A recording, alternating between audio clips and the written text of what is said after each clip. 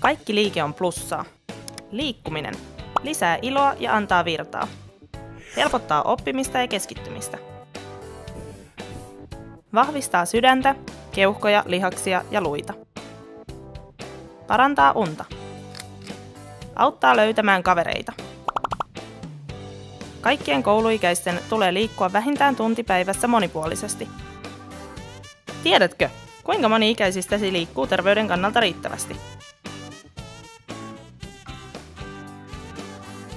Kumpaan porukkaan sinä kuulut? Paranna kestävyyttä nostamalla sykettä ja hengästymällä joka päivä. Luut tarvitsevat 100 hyppyä päivässä, joten pompi ja pelaile. Kuormita lihaksia 3 viikossa. Etsi liikkumismuotoja, joista tykkäät. Kokeile uusia lajeja kavereiden kanssa. Joko olet testannut parkouria, frisbeegolfia tai tanssipelejä.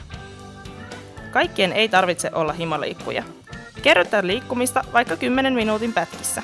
Kulje kouluun ja kavereille kävellen, pyörällä tai rullaillen. Käytä portaita aina kun voit. Vietä kavereiden kanssa aikaa liikkuen. Lähde liikkeelle. Liike vaikuttaa heti.